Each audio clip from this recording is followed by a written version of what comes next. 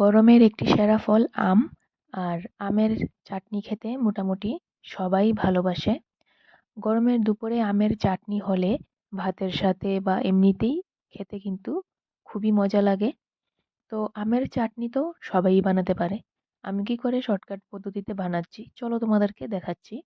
আম নিয়ে নিলাম, ধুয়ে কেটে কড়াইতে সর্ষের তেল দিয়ে তার মধ্যে শুকনো লঙ্কা ফোড়ন আর কালো সর্ষে ফোড়ন দিয়ে ভালো মতো হয়ে গেলে কেটে রাখা আমগুলি দিয়ে ফোড়নের সাথে আমগুলি ভালো করে নেড়েচেড়ে পরিমাণ মতো নুন আর হলুদ দিয়ে আবারও আঁচ বাড়িয়ে দিয়ে ভালো মতো নেড়েচেড়ে নিয়ে একটু ঝালের জন্য দিয়ে দেব শুকনো লঙ্কা গুঁড়ো।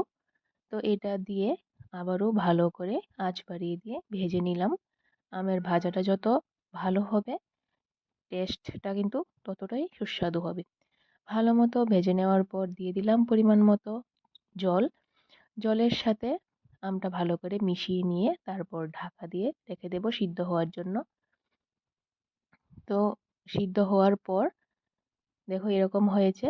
এখন দিয়ে দেব চিনি, পরিমাণ মতো চিনি। চিনিটা আগে দিলে সিদ্ধ হবে না। তো আমি এখানে 3-4 চামচ চিনি দিয়েছি। দিয়ে আমটা একটু টক তাই চিনিটা বেশি দিতে হয়েছে। তারপর চিনি দিয়ে আবারও ঢাকা দিয়ে সিদ্ধ করে নেওয়ার পর এরকম হয়েছে। তো হয়ে যাওয়ার পর এখানে আমি ভাজা মিষ্টি জিরার গুঁড়ো দিয়ে দিয়েছি এবং দিয়ে আমের সাথে এরকম ভালো মতো নেড়ে চেড়ে নিচ্ছি। মিষ্টি জিরার গুঁড়োটা আমের সাথে ভালো মতো মিশিয়ে নিচ্ছি যাতে করে একটা দারুণ স্মেল হবে। তো হয়ে গেল আমের চাটনি। তো এখন প্লেটে তুলে নিচ্ছি। খুবই খুবই সুস্বাদু হয়েছে খেতে। আর আমার এই ভিডিওটা যদি তোমাদের ভালো লেগে থাকে প্লিজ লাইক করে দেবে, কমেন্টে জানাবে কেমন হলো।